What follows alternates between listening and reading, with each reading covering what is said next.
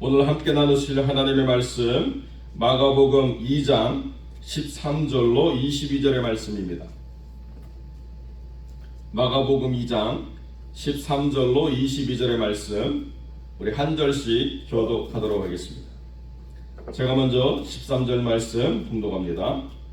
예수께서 다시 바닷가에 나가심에 큰 무리가 나왔거늘 예수께서 그들을 가르치시니라. 레위가 세관에 앉아있는 것을 보시고 그에게 이르시되 나를 따르라 하시니 일어나 따르라.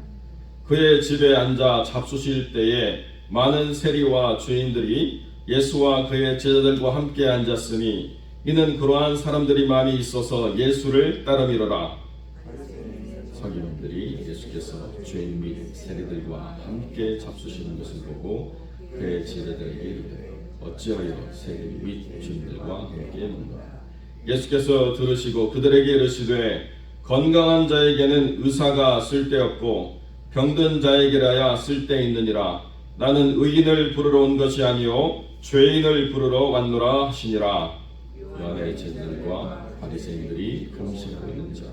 사람들이 예수께 와서 말하되 요한의 제자들과 바리새인들의 제자들은 금식하는데 어찌하여 당신의 제자들은 금식하지 아니하나이까.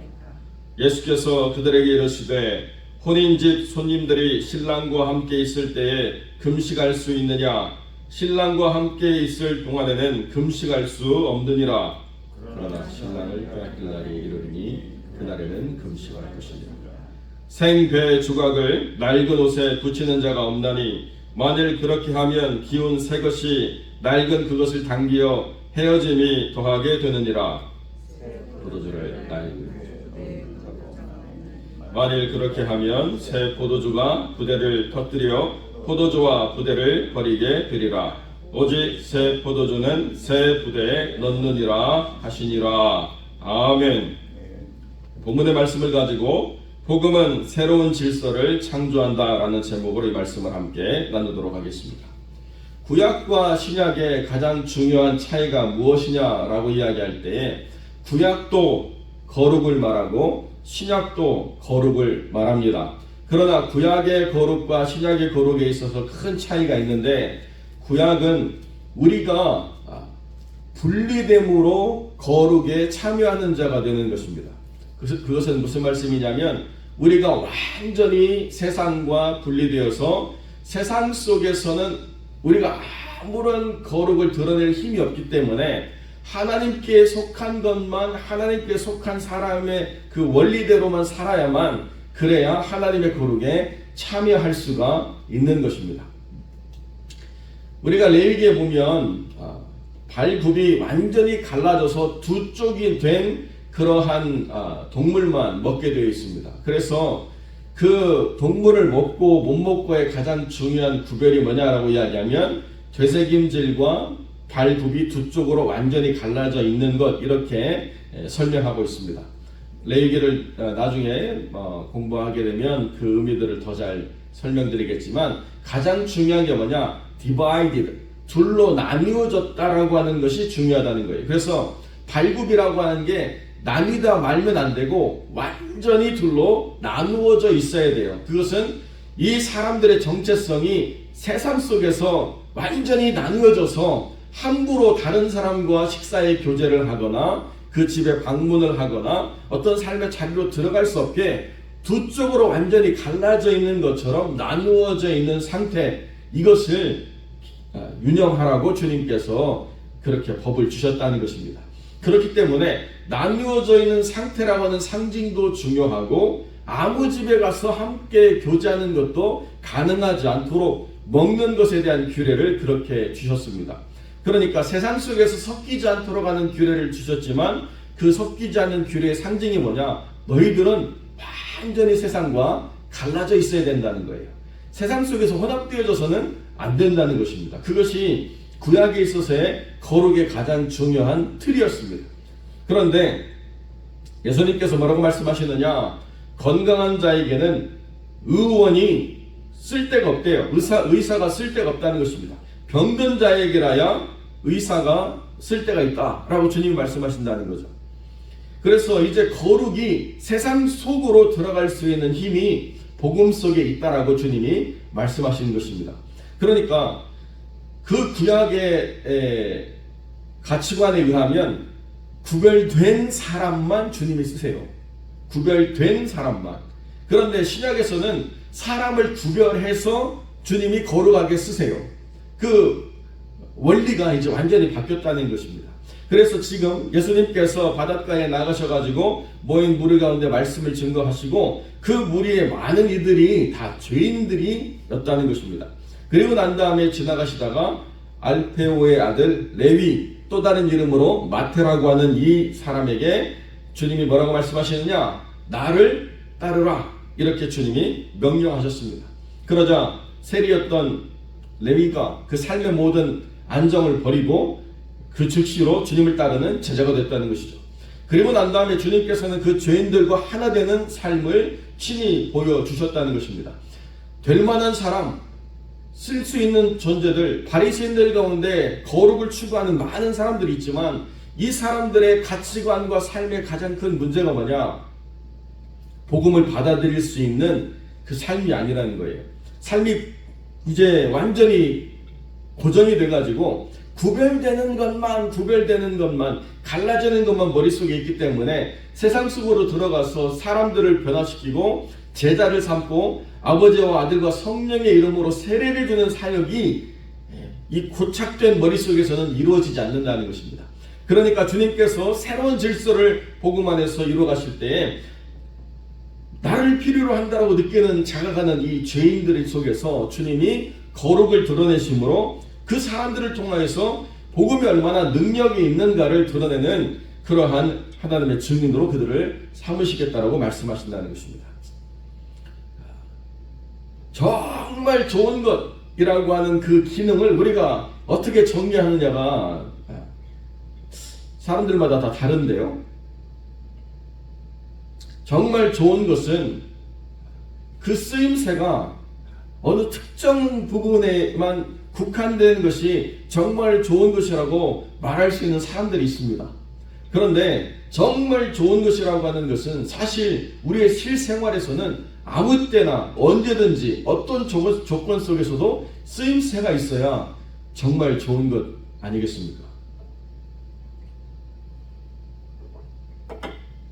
저희가 있던 지역에도 매주 금요일 되면 그때부터 한 80년에서 한 100년 된 차들을 사람들이 끌고 나오기 시작합니다. 금요일이 됐다라고 하는 건 어떻게 이해하느냐? 그런 올드카를 사람들이 끌고 주변을 걸어다니는 걸 보면 오늘이 금요일이지라고 이렇게 생각을 합니다.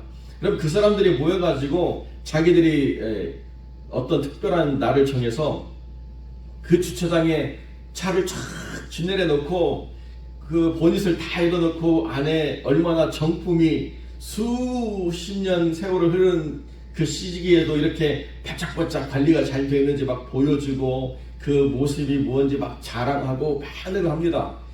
그것은 그 차가 정말 좋은 차가 아니라 내가 그 정도로 이 차에 돈을 쓸 수 있는 사람이라는 걸 증명하고 싶은 거예요. 그 차를 유지하기 위해서 어마어마한 돈이 들어가는데도 차가 좋아서 그걸 내가 보여주려고 하는 게 아니라 그 차를 가지고 있는 내가 얼마나 차를 사랑할 뿐만 아니라 차를 그렇게 관리할 수 있는 돈이 있냐를 보여주는 거거든요. 그 차가 좋은 게 아니고 내가 잘난 사람이야를 보여주는 것입니다. 그러나 실생활을 살아가는 우리에게 있어서 차가 좋은 건 뭐예요? 언제든지 아무 때나 시동 걸면 굴러다니는 차가 제일 좋은 차죠. 동의가 안 되십니까? 무엇을 특별히 조건을 맞춰야만 기능이 된다라고 하는 것은 제약이 있다는 거예요. 그것은 우리의 신앙원에서 마찬가지인데 어느 특별한 조건 안에 있어야만 나는 하나님을 믿는 사람이라고 말할 수 있는 상태라고 하는 건 지극히 복음적이지 않다는 거예요. 복음은 어떤 것이냐? 누구를 만나든지 아무 때나 언제든지 하나님 안에서 삶을 변화시킬 수 있는 능력으로 하나님이 역사하시는 것, 그것이 바로 복음이라는 것입니다. 복음은 그렇기 때문에 사람을 근본적으로 바꿀 수 있는 힘이 된다는 것이죠. 베드로전서 4장 2절에 성경이 이렇게 말합니다. 그 후로는 다시 사람의 정욕을 따르지 않고 하나님의 뜻을 따라 육체의 남은 때를 살게 하려 함이라. 이렇게 주님이 말씀하고 있다는 것입니다. 이제 우리가 살아가는 모든 인생의 시간들은 하나님 안에서 우리를 변화시켜서 후회 없는 삶으로 하나님의 말씀대로 살아갈 수 있는 능력의 삶을 하나님 우리에게 허락해 주셨다는 것입니다. 그것이 복음이라는 거예요.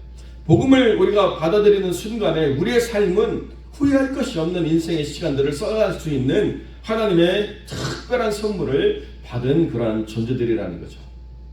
그러니까 이 복음으로 살아가는 삶이 얼마나 가치가 있으며 이 복음으로 말미암는 변화가 얼마나 능력이 되는가라고 하는 것을 우리에게 보여주고 있다는 것입니다.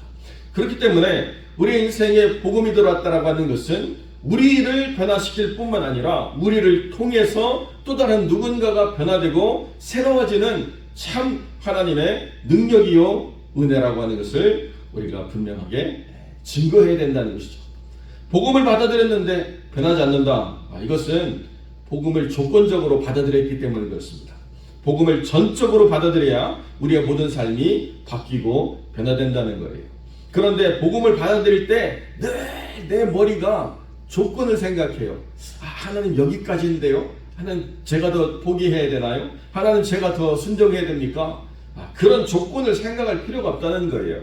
하나님 그 주권대로 나를 사용해 주십시오라고 이야기할 때에 진정한 변화가 일어난다는 것입니다.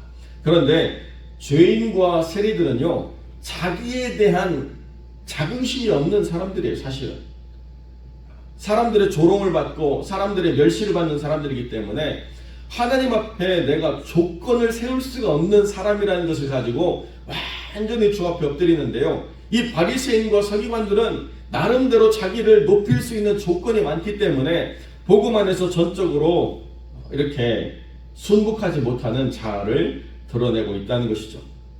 그러니까 이런 변화를 통해서 하나님이 일하신다를 바라보지 않고 왜 예수의 제자들이 또 예수님이 그 세리와 죄인과 함께 교제하는가를 이해할 수 없었고, 그렇기 때문에 주님을 배척할 수밖에 없는 삶을 선택했다는 것이 그들의 삶의 안타까움이라는 거죠. 그러니까 전적으로 주님께 내어 맡긴 인생은 그 삶이 변화될 뿐만 아니라 그 삶을 통해서 또 다른 누군가를 변화시키는 그런 삶을 이뤄낸다라고 하는 것이 주님이 이 식탁의 교제와 제자를 부르시는 사역 가운데 드러내고자 했던 핵심이라는 것입니다. 그리고 난 다음에 요한의 제자들이 금식하는 것을 보고 사람들이 또 와서 비난합니다. 예수님을 비난하면 안 될 것 같아가지고 예수님의 제자들을 비난하죠. 요한의 제자들은 금식하는데 왜 당신의 제자들은 금식하지 않습니까? 이렇게 이야기할 때 참 성경을 모르는 사람도 많이 쓰는 단어죠. 문장이죠. 새술은 새 부대에 넣어야 된다. 뭔 말인지 모르면서 이 말씀을 사용하는 것을 볼 때가 많이 있습니다.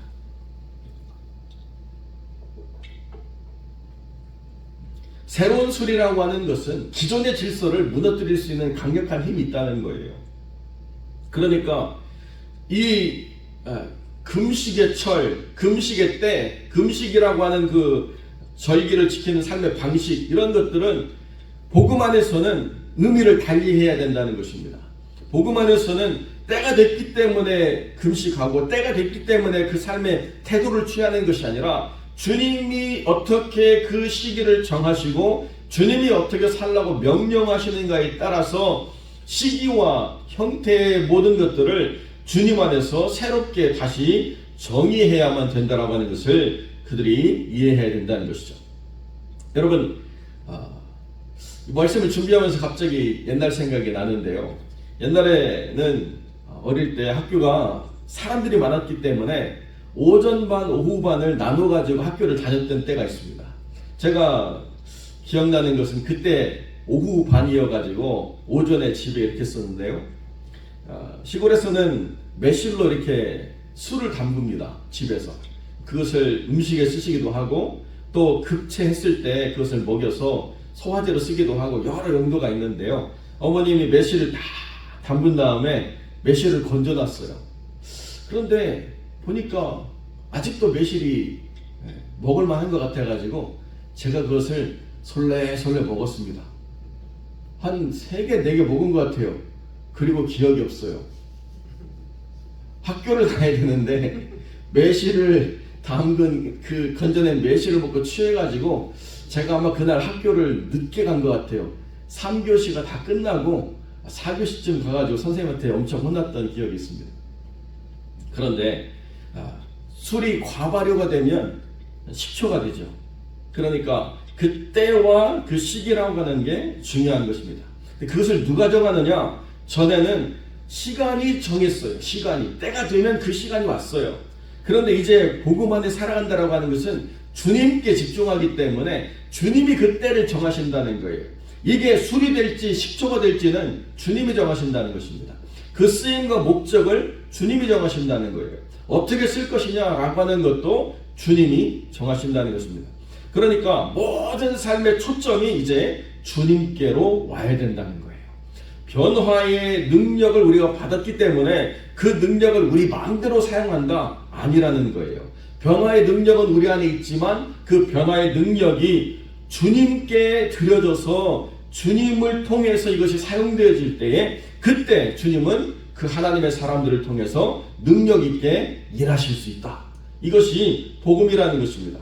그러니까 복음은 제일 중요한 게 뭐냐?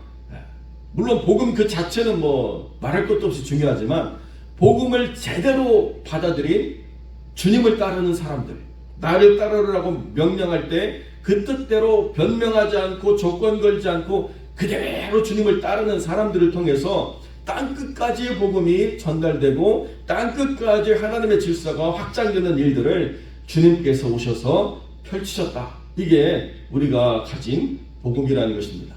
그렇기 때문에 복음은 그 복음을 가진 사람들이 나이와 조건과 환경과 어떤 상태를 다 떠나서 복음을 가진 사람들만이 세상을 변화시킬 수 있고 복음을 가진 사람들이 그 때와 시기를 통해서 하나님의 영광을 드러내야 된다라고 하는 것을 성경 우리에게 분명히 전해주고 있다는 것이죠. 그러니까 여러분 복음 안에서는 이른 때 늦은 때가 없는 거예요. 복음 안에서는 주님이 지금 나를 통해서 일하신다라고 하면 그때가 주님이 나를 쓰시는 때고 주님이 누구를 통해서 일하시느냐도 주님의 주권 아래 있다는 것입니다. 저런 사람이 어떻게 하나님의 나라를 증거할까? 변화되니까 하더라는 거예요. 변화되니까 역사하더라는 것입니다. 오히려 변화되고 나니까 그 사람의 그 불편했던 성격이 하나님 안에서 쓰임받는 게 얼마나 은혜가 되는지, 이게 이렇게 쓰임받으니까 이 성격이 그렇게 능력 있게 사용되어지는구나 라고 하는 것을 보게 된다는 것입니다. 그러니까 어느 것 하나도 불필요한 게 없다는 거예요. 복음 안에서는 하나님 안에서 그 모든 것이 붙잡힌 바 될 때 그 안에서 하나님이 만들어 가시는 역사가 있게 된다는 것입니다. 여기 레위라고 하는 이 사람도 세리로서 존중받지 못하는 삶을 살았는데요. 그런데 복음 안에서 변화되니까요. 마태복음이 가장 유대인적인 성격을 많이 드러내는 그런 복음이었습니다. 우리가 레위라고 하면 지금도 그 유명한 청바지가 리바이스 아닙니까? 레비스, L-E-V-I-S, 리바이스라고 하는 청바지 우리가 지금도 보는 것처럼 레위의 것이다라고 하는 것은 가장 유대적인 것인데요. 마태라고 하는 이름으로 불리면서 가장 유대적인 복음의 가치를 전달해주는 삶이 됐습니다. 머릿속에 감추어졌던 자기의 정체성이 복음 안에 드러나니까 그런 하나님의 역사를 써간다는 거예요. 사람들은 몰랐죠. 저 사람이 얼마나 자기 정체성을 갖고 있는지를 몰랐는데 복음이 들어가니까 그런 역할들을 하더라는 것입니다. 그러니까 성격을 고쳐야 하나님이 쓰신다가 아니고 그 성격이 하나님께 붙잡힌 바 되면 하나님이 쓰시는 특별한 역사들이 일어나게 된다는 거예요. 그 삶과 그 가치는 하나님이 주도하신다. 그러니까 우리 안에서 복음이 복음되게 전적으로 우리의 삶을 내어 맡기면 하나님께서 우리 속에서 일하신다. 하나님이 이 교회 속에서 일하신다 라고 우리가 굳게 믿고 하나님께 내어 맡기는 삶, 그리고 그렇게 쓰임받는 교회 성도들이 되시기를 주님의 이름으로 간절히 축원드립니다.